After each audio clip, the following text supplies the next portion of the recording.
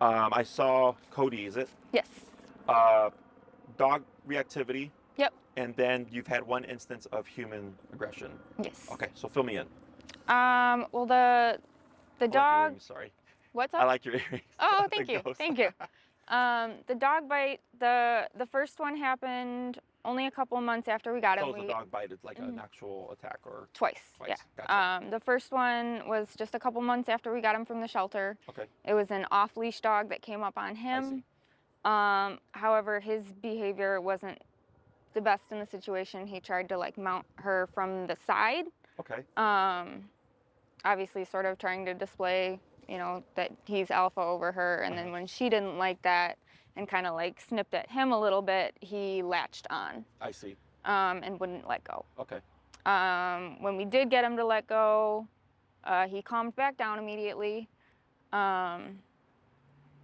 I wasn't present for that instance. It was my my ex-boyfriend that was with him at the time, but he Okay. kind of filled me in on how that happened. But then the second dog bite was an 11-week-old puppy. okay, And it was just an introduction. They were taking it slow, walking across the street from each other to start. But he was very excitable the whole time. okay. Kodi was. Yes, Okay. yeah. And so when they did get together, they were good for about 30 seconds. And then Kodi went to bite the puppy. Okay, Same kind of situation, wouldn't let go. okay. You weren't present for this? I was not. I ran up on them as he was getting them apart. I see. Okay. Because I heard it from down the street. I gotcha. And kind of. Was this like a neighbor's dog, a friend's dog? It was my ex-boyfriend's brother's dog. Okay. Yeah, so just trying to integrate the families together. Sure. Obviously, that wasn't gonna work long term. Okay. The situation with the human aggression bite, it was actually me that he bit. Okay. I'm going through some PTSD issues myself. Because of the bite or just no, unrelated? just totally unrelated. Okay. And then my ex and I are in the middle of the breakup right now. Mm-hmm. So we were in an argument where I was essentially like rage screaming at him. Okay. And that's when he came at me to bite me. Okay. Now, prior to that, there were 2 other times where he had sort of like nipped me when I was yelling, never made contact or broke the skin or anything, but I did have a bruise the one time just from like that, like. The muzzle punch? Yeah. Okay. So I should have heeded those warnings a lot more seriously than I did. And obviously I'm dealing with my own stuff. But in that scenario where he did bite me, he latched on and he would not let go. Okay. And Where did tried he bite to, it was right on my leg. Okay. So you have, I'm assuming punctures there? Yeah. Was it all 4 teeth? I believe so, yeah. Okay. Yeah. Was he shaking at all? He tried to pull me. Okay. Not like shaking back and forth, but just, drag you? yeah, tried to pull me. Okay. How did you get him to release? As I was trying to pry his mouth open, I screamed at the top of my lungs, and I think it hurt his ears enough that like, because he kind of like squealed a little bit, and that's when he let go. Okay. When he did let go, I just made sure to pin his face away from me, and then it seemed like as soon as that happened, he kind of like settled again. Okay. So is this X that you're talking about in this particular moment, where Kodi bit you, the same X that was with the other 2 incidents towards dogs? Yep. Okay. Who are you keeping the dog? I would be, yes. Okay. My ex doesn't. He believes that he's a liability risk at this point, and doesn't want to be involved anymore. Okay. How long have you had the dog for? About 1.5 years. Okay. We got him from a shelter when he was 3 years old, so he's about 4 now. Okay. They said that they picked him up as a stray, so we don't really know any of his history. Okay. Did they say if they had him around other dogs or not? On the like little description, it said he's dog friendly with other dogs that are well mannered. Okay. But I don't know that that's even Yeah, necessarily I'll explain true. why that happens, because it does throw people off that the dog would be social in one particular context, but then not in another. Sure. So we'll cover that. Anything else I should know about Kodi? I don't believe so. Okay. And then you met with another trainer who then referred you to me. Yeah, she Okay. said that she believed it was unsafe to train him in Okay. our household. I gotcha. Um, do you know what her approach is or was? Like the training? It sounded kind of similar to yours. She uses an e-collar. Okay. She, you know, kind of told me right off the bat, if you're looking for a trainer that's just going to use positive enforcement and treats, like, I'm not your girl. And I was like, that's fine. I'm looking for some serious training. I'm not looking for, like, because we've done the treats training, and he'll, you know, do what he's supposed to do until he gets that treat, and then he is off in his own world again. So he does have a pretty strong prey drive. Okay. Like squirrels and birds and stuff out on walks, he's always like perking up about. There'll be instances of when we tell him to leave it, he listens, and then there's other instances where he doesn't listen and he goes to lunge at whatever it is. Have you ever tried to take a resource from him? He's fine. He doesn't do any resource guarding or anything like that. He'll drop a ball when you tell him to. He'll let you take it right out of his mouth. He doesn't resource guard his food at all. Okay. He's good about that. What do you walk him on? Just a leash on his collar. A flat collar? Yeah. Okay. We had a harness when we first got him, just because of like how strong he is. And it was one of the ones with a clip in the front and a back. So we used that just kind of until we got him to the point where he listened. And now he listens on walks, where like if he starts to pull ahead and I tell him slow down, he will. He doesn't always stay right next to me though. Okay. If you're on a walk with him and you're passing by another dog, what does that look like? I usually just try to keep distance. Okay. As long as there's enough distance, it's okay. He will whine as we're passing by the dog, and he is very, very alert. And then if there's not enough distance and we are close together, he will try to like lunge. Okay. How do you approach that? Well, I mean, there's always enough distance that lunging doesn't get him to that dog. But we just kind of continue on until he's able to settle back down. Okay. When people come over, what's he like? He loves people. Okay. So he's super excited. Yep. I gotcha. Very excitable when they first come in. Yeah, he always just wants to like greet the new person, get to know him, give him kisses, all that. Has any other human has he had tension towards any other human, or just you? Just me. Okay. With your ex, did your ex ever raise his voice? No. No? Okay. Anything else? No. So what it sounds like with Kodi is that he doesn't like certain energy, and he's correcting it, but he's overcorrecting. Yes. Okay. So when clients come to me with their like aggression stuff, everything that you're telling me behind what happened is essentially telling me what the root cause is, right? So like if you told me, oh, you know, because whenever I see human aggression, I at this point like assume resource guarding. Yeah. Because a lot of times it's the human trying to grab something from the dog, and the dog bites them, and they categorize it as human aggression, which is incorrect. It's resource guarding. It just happened to be towards a human. Sure. So I'll tell them, like, your dog's not aggressive towards humans. It's that they had a resource, you tried to take it, and that's why they bit you. Yeah. If a dog is human aggressive, they're actively targeting humans for things, right? Because in all instances, so we have the first instance with the dog tried to correct them. He didn't like that. He went to correct the dog for correcting him. Okay, so that makes sense to me. The puppy, I'm assuming puppy energy at 11 weeks, right?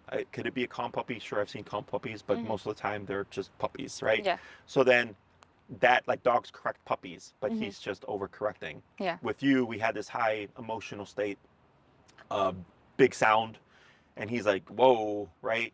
And then he bites you. So everything to me is related in the sense that it seems to be around a particular energy that he's disagreeing with, but when he's going to address it, he's using all of his ability. Yeah. Right? Another dog, like when you, the instance where you said like he kind of muzzle punched you, like that makes sense to me. Yeah. Right? Like that would be like a, what's the word? A calculated correction. Okay?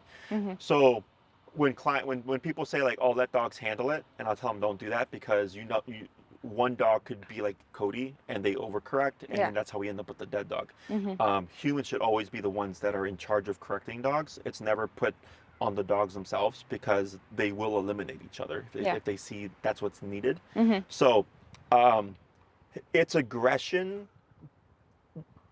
in the sense that, he's doing serious bites, but he's not going out of his way to do it. Does that Yeah. make sense? Mm-hmm. So for me, it's different.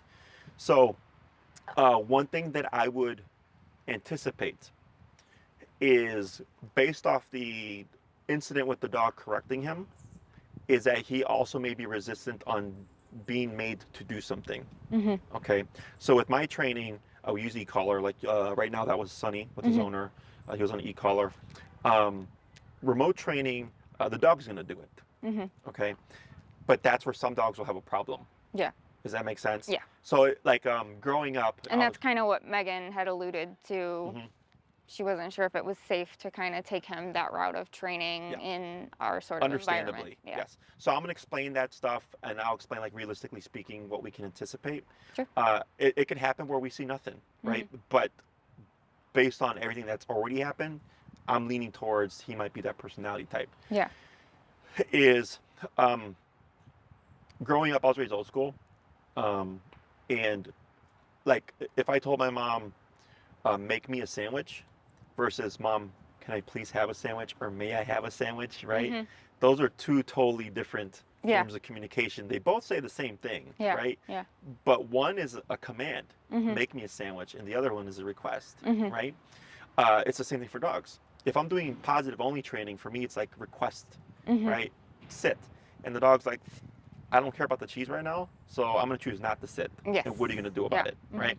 Whereas with remote collar, if the dog chooses not to, I can make them do it. Yeah. And it's that make part that can come across as challenging to them, Mhm. and then they're going to want to address the challenge, which in this case would be the handler. Yeah. Okay. So I had a dog that I trained. It was like a English bulldog or American bulldog, the tall ones. Never went after anybody. Okay, completely fine. Which is owner just wanted obedience training, and this was before, because currently right now you saw me working with Sonny and his owner, Mhm. and I didn't touch the dog once. Yeah. Right. I've been doing that since 2020 because of COVID and all that stuff. Yeah. But people loved it, so I continued with it. Mhm. Before, I would train the dog in front of you, Mhm. then I would hand you the dog back, and then I would coach you through it similar to what you saw. Yeah. Okay.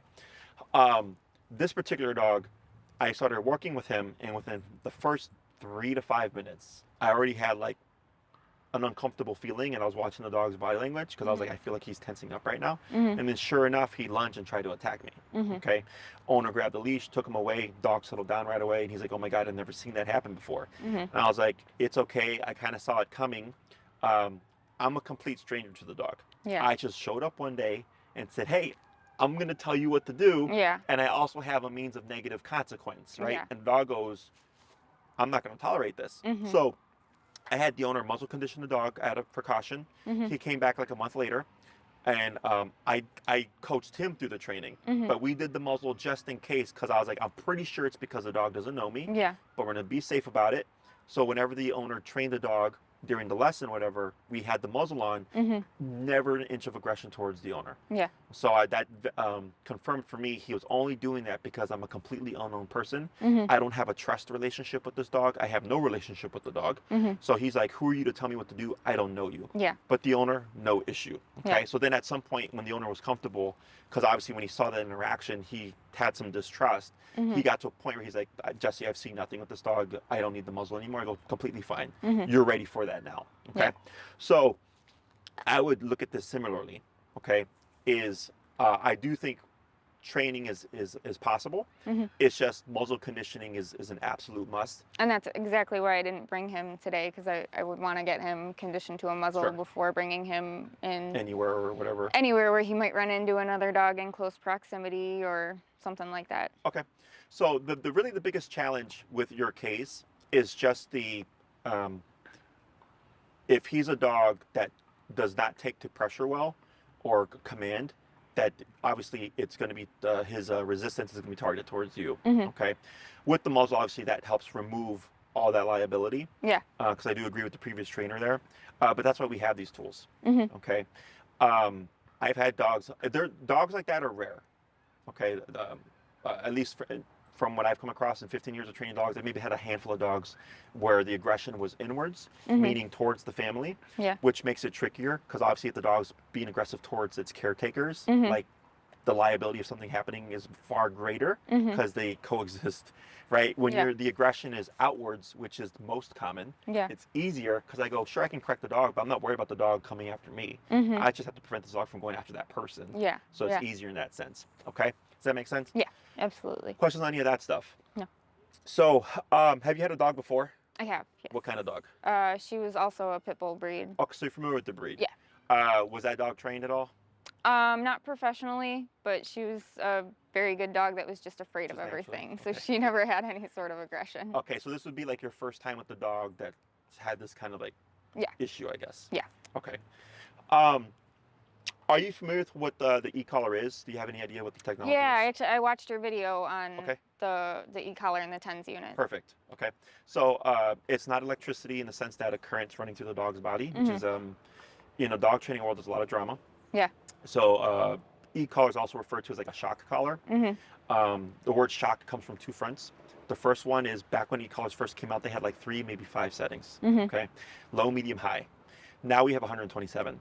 Okay, so 127 and 5, for example, are the same. We just have 122 more divisions now. Yeah. So it's much more refined. Yeah. You go from 5 to 6 to 7 to 8 to 9, like you could barely feel the difference. Okay, whereas for dogs, they're very, when conditioned correctly, they can be very sensitive. That even that 1 or 2 level difference can make a difference in their behavior. Sure. Okay.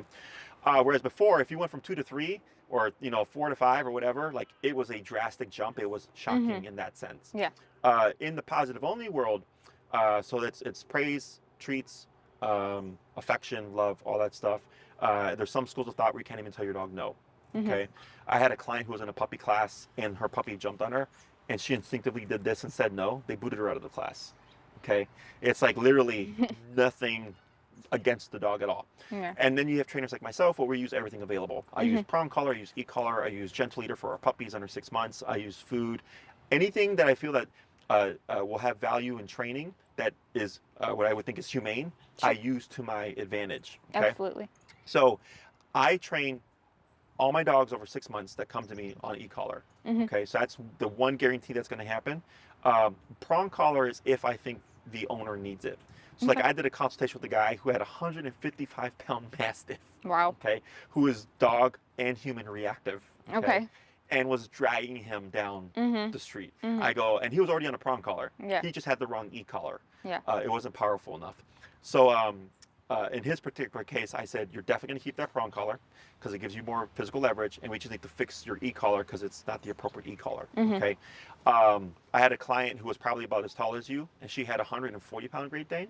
Wow. And she lived in Bucktown, and her dog was dog reactive. So her dog was on a prong collar, e-collar, because she needed as much leverage as she could get because she weighed less than the dog itself. Okay. Yeah. So remote collar is going to happen for sure. Whether or not prong collar would be necessary is to be determined. Okay. So the reason why all the dogs that I train are on e-collar is it's the best training tool in my opinion. I've been doing this for 15 years. I started many years ago as a positive only trainer.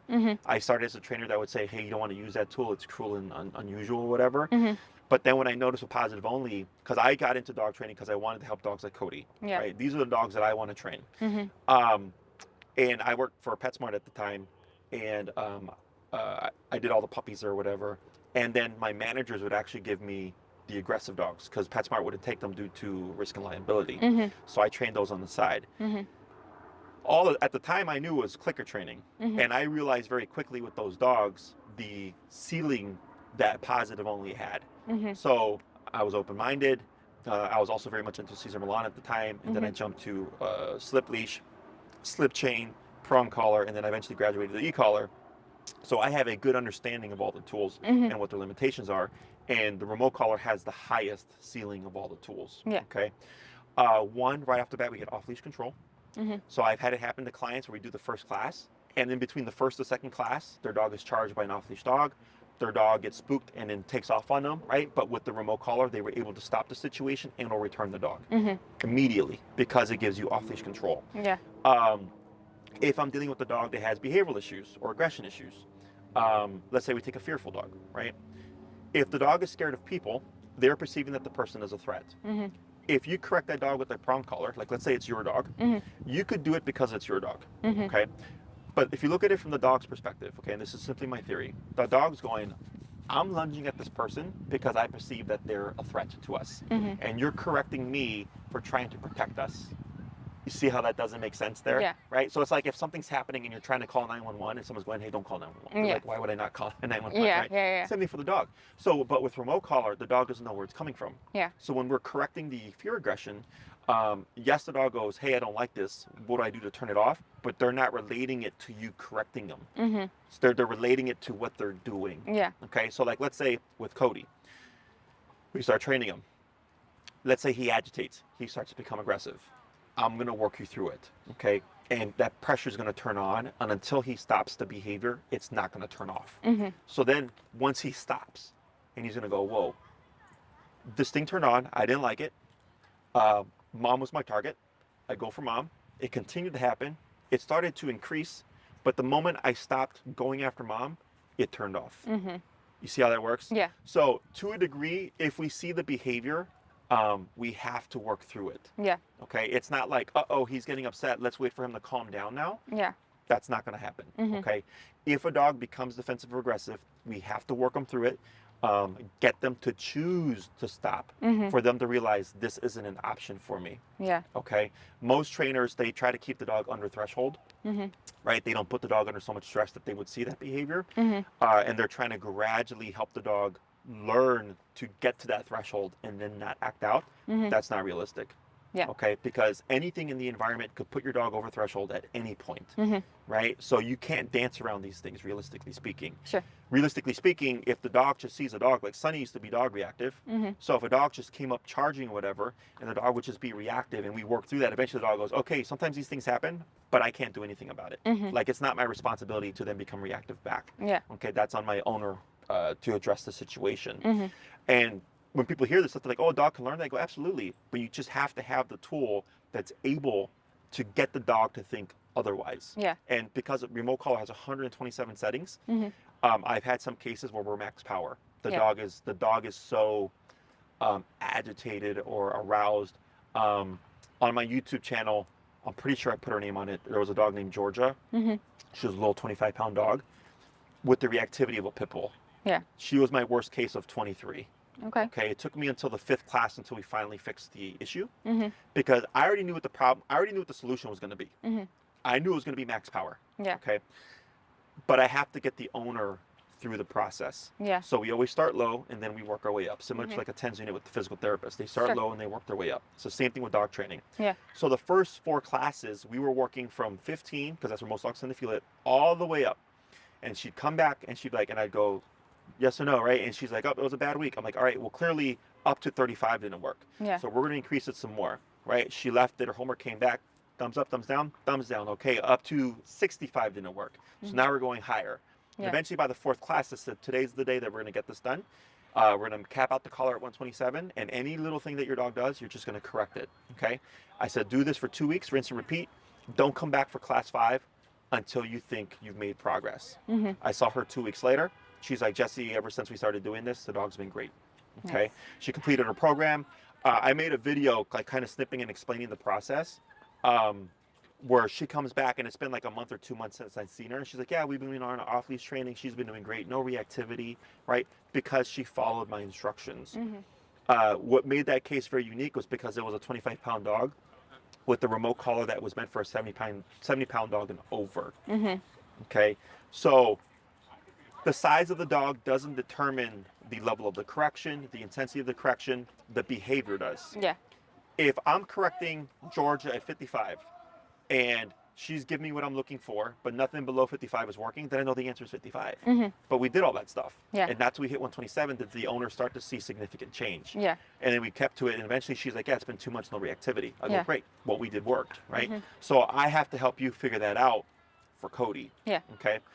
It's not to say he's going to be 127. He could be the softest dog ever. Yeah. Right? We're just making calls based upon what we've seen in the past, Yeah. and then what we anticipate what we may see. And I won't ever sugarcoat anything, because I don't want to lie to a client and be like, oh, it's going to be super easy. Like, and then it's a pain in the ass, or Yeah. like all these things happen. They're like, well, you didn't tell me this was going to happen, you know?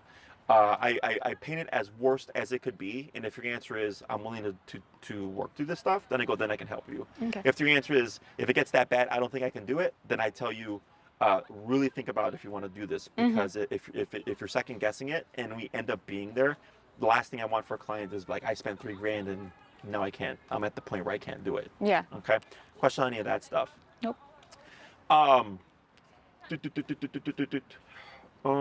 Aside from obviously these behavioral issues, like what are your goals with the training?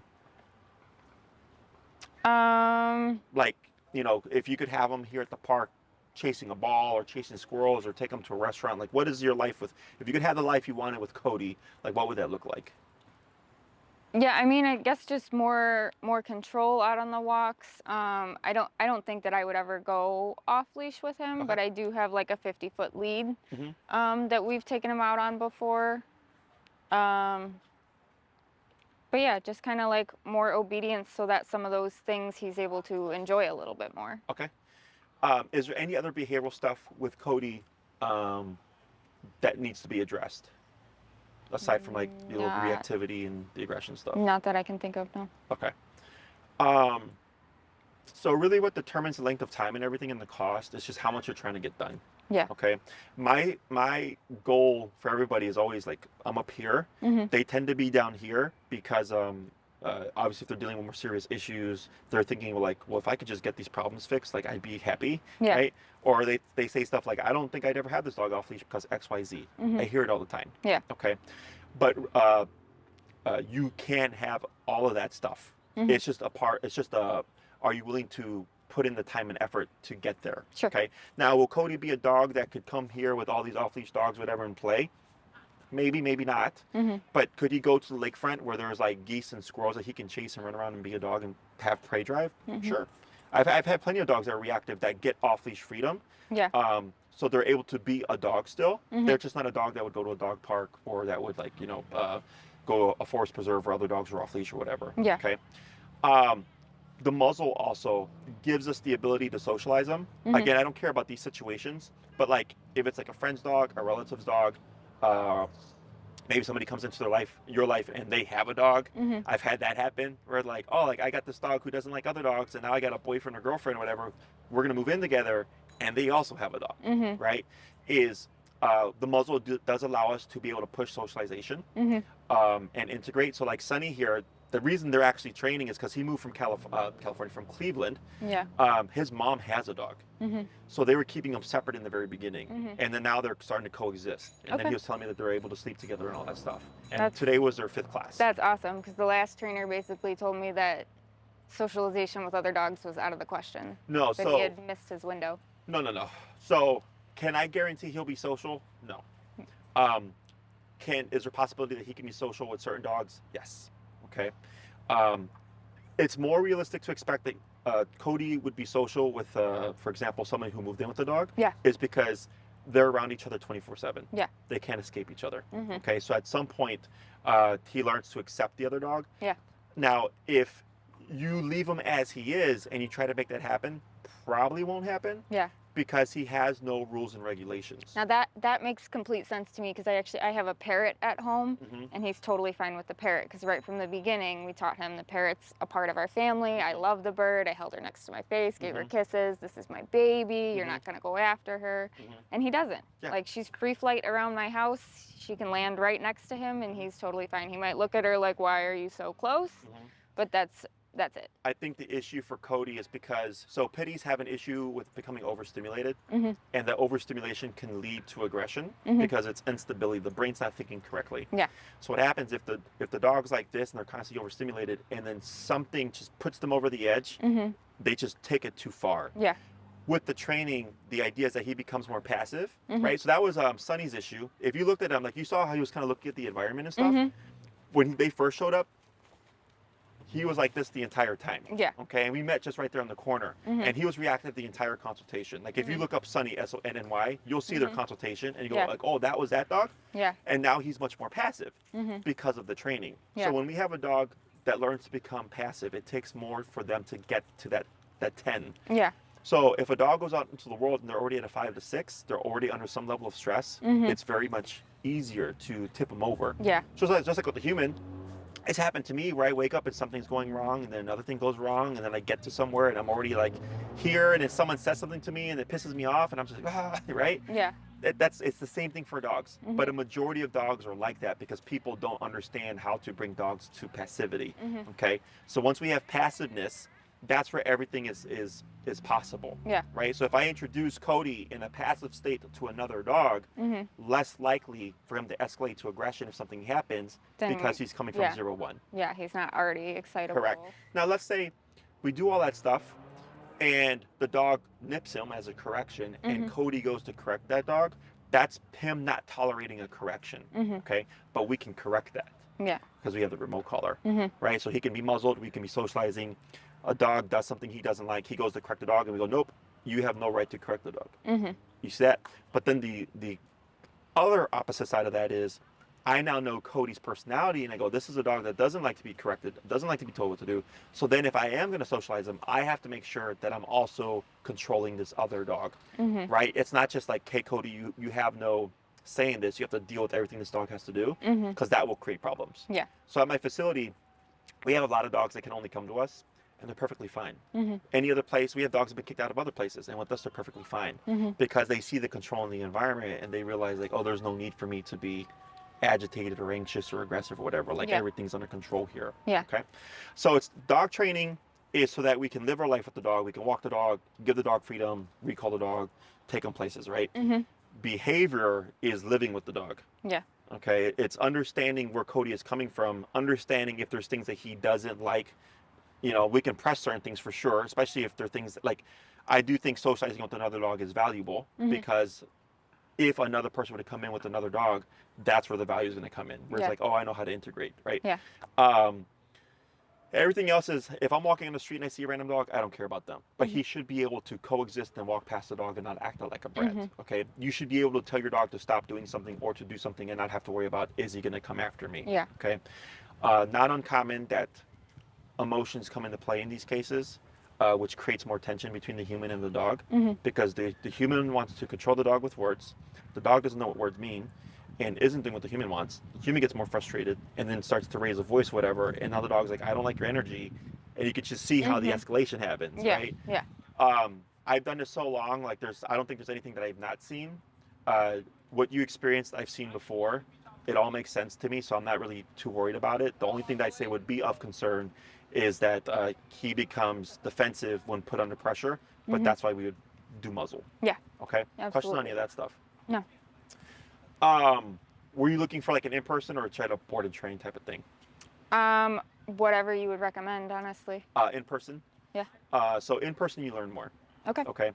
I've already trained all sorts of dogs. I don't need more experience myself. Obviously, this is a dog that you're going to be living with for, if he's 4 now, 5 now, you got another at least 10 more years with that dog. Yeah. Okay. And that is something I also tell clients to keep in mind, is that it's not we fix the dog and everything's good for the rest of its life. Yeah. It's I'm helping you learn how to have a dog like Kodi. We will get Kodi in line, but then you're doing that for 10 years. Yeah. Okay.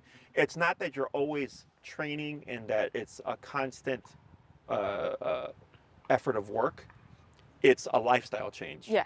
Right. So once everything's done, great. And now it's just you maintain and reinforce.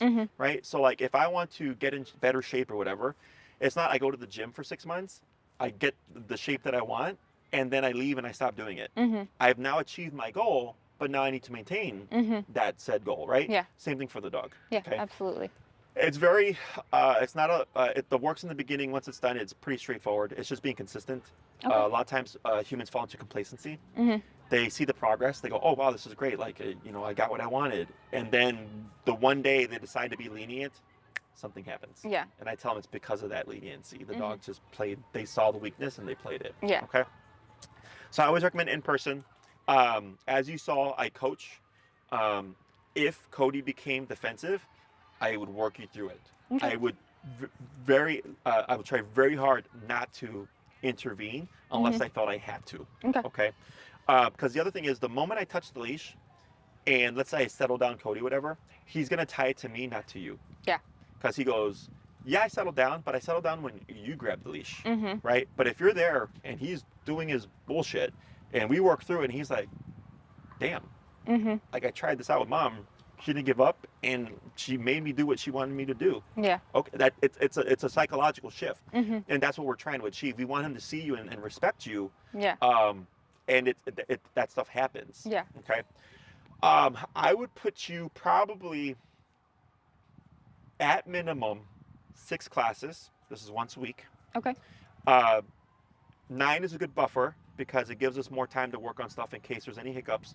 12 is you going, I want the whole 9 yards. Like Yeah. I want a really well-trained dog. I want the ability to socialize him. I want to have time to work through any nonsense that may come up. Mhm. Okay. If we did 6, the way I would see it playing out is heel has to happen, which is leash walking. Mm-hmm. It's the foundation for everything. Yeah. Okay. The heel is important because it allows us to put pressure on the dog in a non-confrontational manner. Mm-hmm. Confrontational would be Kodi does something. Kodi, stop, right?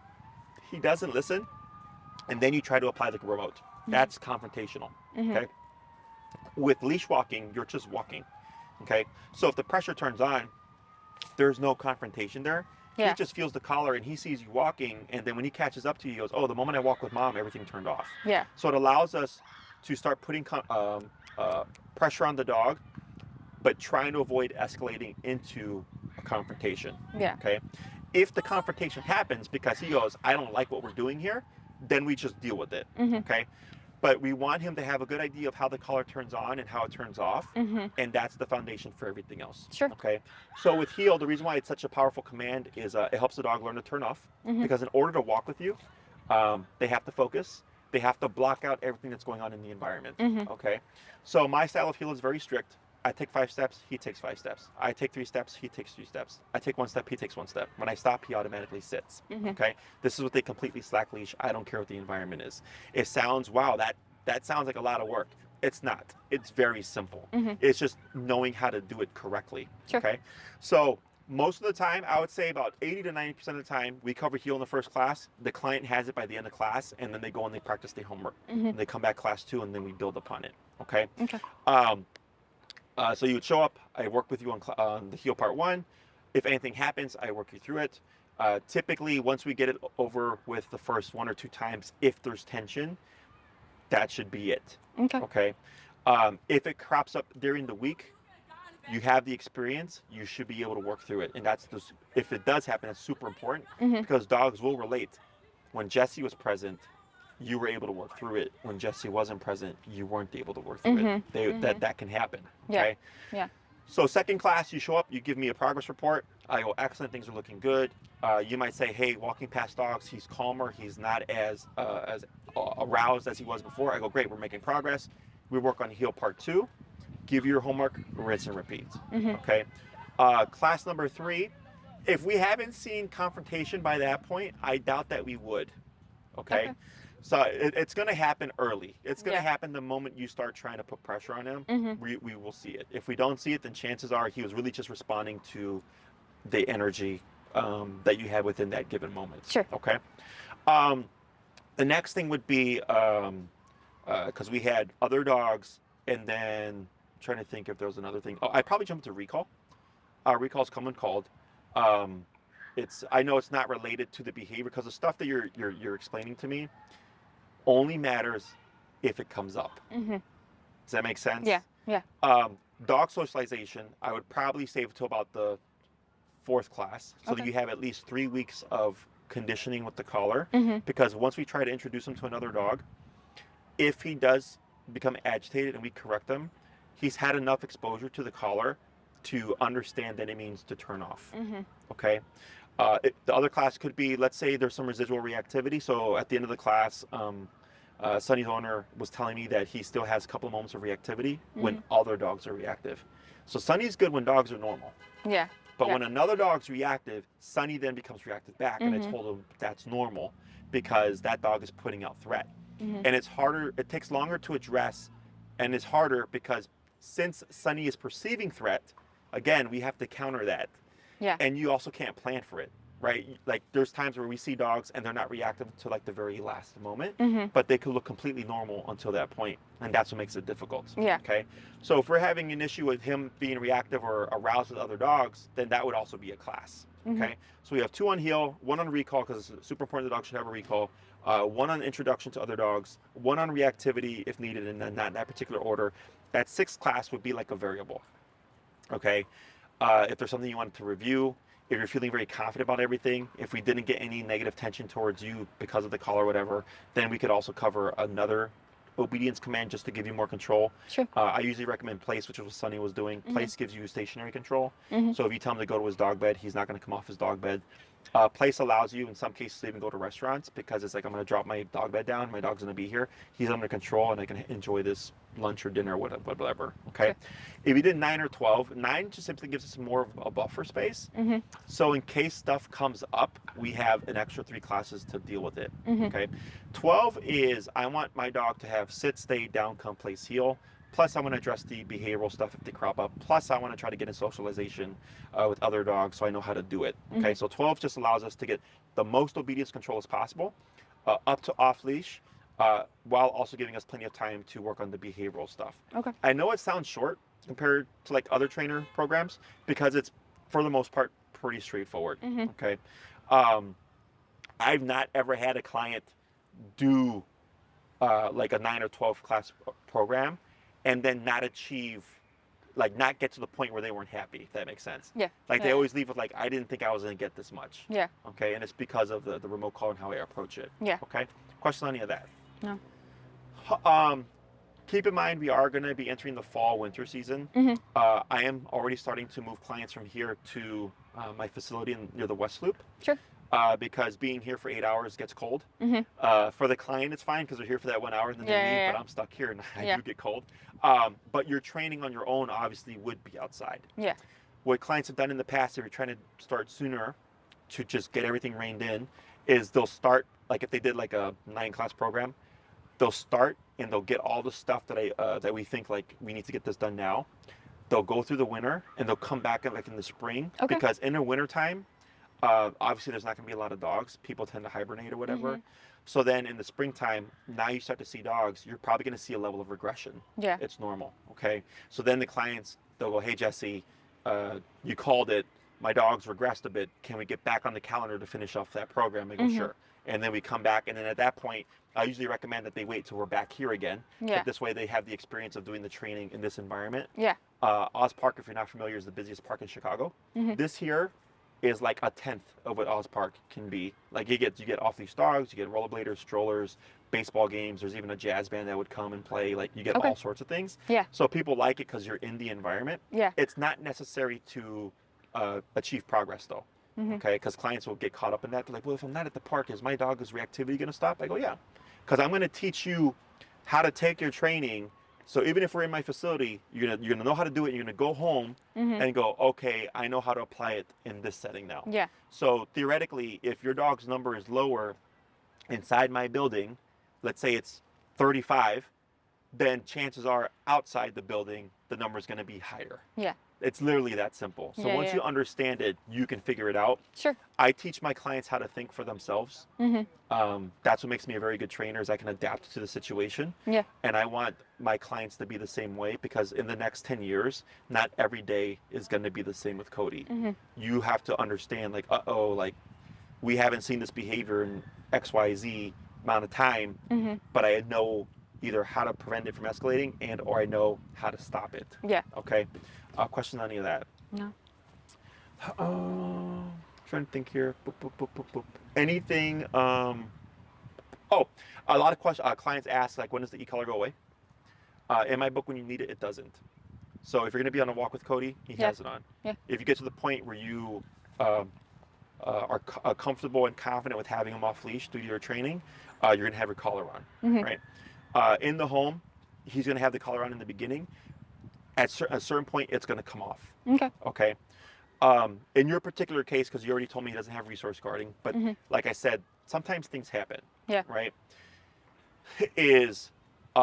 Once you understand dog behavior, you'll understand like, is what you're gonna do next gonna escalate the problem, or is it going to de-escalate the problem? Mm-hmm. Or can I keep it static until I can remove myself from the problem? Okay. I obviously, a very easy answer to that is I know not to yell around Kodi. Mm-hmm. That's the first thing I've just learned, right? Yep. So now, could we do exercises to teach Kodi not to escalate in response to yelling? 100%. Mm-hmm. Okay. But really, when we do these things, it's more so as a buffer. Mm-hmm. It's not like, okay, I'm going to correct him for getting agitated because he hears yelling, and then I'm going to make it so that he never, ever gets agitated at the yelling. You could see him not get agitated 100 times, and then on the 101st time, he goes, okay, I've had enough. Mm-hmm.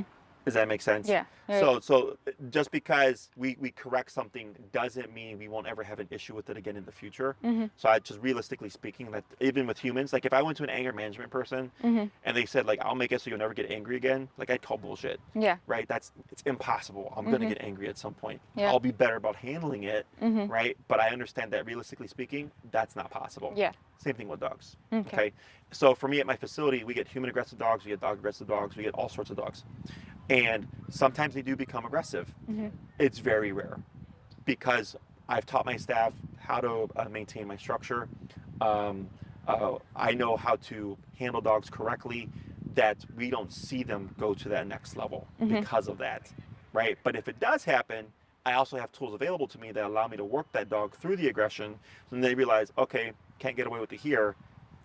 It's pointless. Yeah. Okay. So at minimum, I would suggest 6. That's me bare bonesing it. Mm-hmm. Okay. 9 is a nice length of time where we give us a little bit of a buffer. I always do prioritize what I think is going to be most valuable to you. Mm-hmm. Okay. I don't teach stuff that I don't think you're going to need, especially if you go with a shorter program. Yeah. A lot of other trainers make you go through a fixed, like cookie cutter program, Mm-hmm. and then they never really ever address the problem. Yeah. Whereas I come in, I go, I know, like if I have a dog that's leash reactive or aggressive, I know heel doesn't seem like it's related, but that Mhm. has to happen first. And then Mhm. once we get that done, we can kind of pick and choose where we want to go next. Yeah. Okay.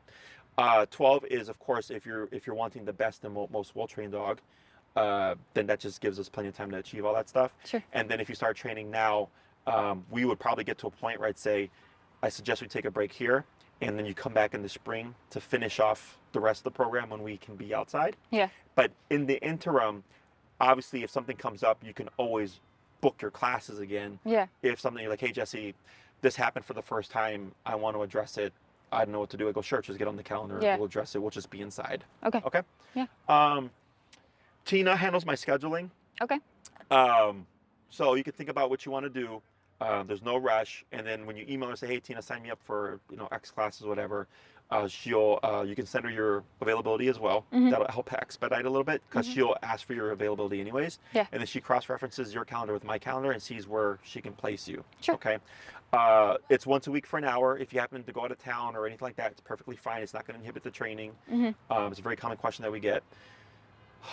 We just ask that you tell us ahead of time so we can adjust the calendar accordingly. Yeah. We do what's called a priority. So if you did a 6-class program and you signed up for, what's today, Monday at 3 o'clock.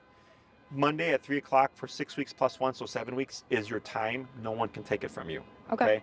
If you reschedule or whatever, go out of town for a couple of weeks, obviously we're going to be going through those weeks that if we hit the 7th week, if somebody's already wanting that time, Tina would say, hey, we had to book someone after you because we anticipated this way we were going to end your program. Mhm.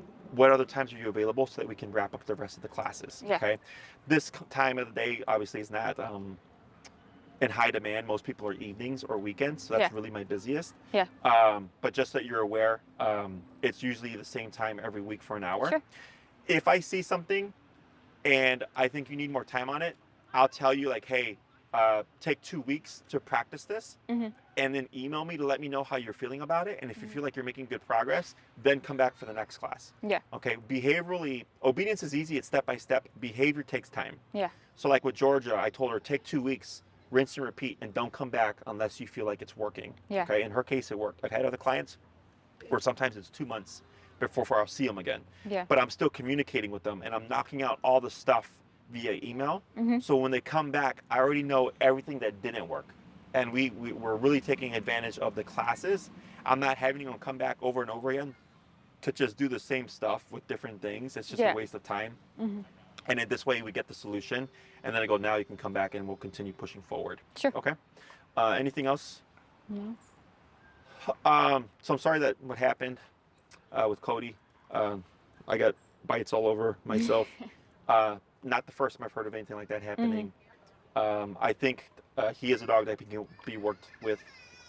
Muscle conditioning is super important. Yeah. I would start that process now. Okay. Okay. Do you have a muzzle? Not currently. Okay. The I was gonna brand wait that I and see recommend which one you is recommended. Baskerville. Yeah. Okay. Okay. It's like basket, but with an R. Mhm. Baskerville. Yeah, I've heard of them Yeah. before. You go on Amazon. He's a 60-pound pitty. Yeah. He's probably going to be a size 3 or 4. Okay. Okay. Sometimes what clients do is they'll buy both sizes, Mhm. and then they'll keep the one that fits, and they'll send the other one back. Okay. You can email Tina and ask her to send you the muzzle conditioning videos. Okay. I have a link. It's on my website, but she can email it to you. There's 3 different videos that cover muzzle conditioning. 1 is by me, and then 2 is by 2 other trainers. Okay. I will start that process immediately. Okay. Okay. Depending on your comfort level, if you wanted to try to, like, if you're like, I want to start as soon as possible, and you came in for the first class, chances are he's not going to be muscle conditioned by that point. Mhm. Okay. We could start the training. I would just be very mindful, and I would be watching, of course, to see, like, is this a dog that I think is going to escalate? Yeah. Okay. The reason why we don't want to do the muzzle too quickly with the training is it puts the dog under more stress. Yeah. And they'll freak out more. Mhm. Because with the muzzle, it's removing their primary form of defense, which is their mouth. Yeah. So if you just slap it on him and he's trying to fight it off, and we're also trying to do the training, all those things add up to a bad situation. Yeah. Okay. Yeah. Yeah. Have I done it before? I have. It's not ideal. It's one thing if the client does the conditioning first. They Mhm. take their time. Sometimes it's a week, sometimes it's 2 weeks, sometimes it's a month. And then they come back and they go, hey, Jesse, the dog will put it on, but the moment it's been 30 seconds or so, they'll start to fight it. I go, it's okay. You've already done your homework. Now we're going to make the dog just deal with it. Yeah. Okay. That's separate. That's a different thing. If you've already put in the effort and you're going, he just hates the muzzle. Yeah. I go, it's all right. We'll make him deal with it then. You've already done your part. Mhm. Okay. But if we've done nothing to try to help the dog Yeah. via the muzzle, then it just makes things harder. Sure. But I leave that up to you. If we went that route, I would definitely recommend a prong collar in that case, Mhm. because if he did escalate, the prong collar gives you more physical leverage, Yeah. as opposed to your flat collar. Yeah. If we did get the muzzle, then I would say just e-collar, Yeah. and then we'd add in the prong collar if necessary, because then I'm not worried about liability with the dog Sure. redirecting towards you. Yeah. Okay. Anything else? No. So if you have any other questions you may have forgotten to ask, you can email Tina. Okay. If they pertain to me, she'll email me. I'll email her back. She'll send it to you. Otherwise, she handles all my scheduling stuff. I would definitely hop on the muzzle conditioning stuff Yeah, as soon absolutely. as possible. Don't try to rush it. If there's some time for you to just kind of get in those exercises, please do so. Yeah. Otherwise, if you think like there's some urgency, she'll help get you on the calendar as soon as possible. Okay. Okay. All right. It was a pleasure meeting you. You too. If you need anything else, let us know, and then I'll just grab your mic before you head Yeah, out. absolutely. Thank you. Thank you. There you go. Okay. Thank you. Take care.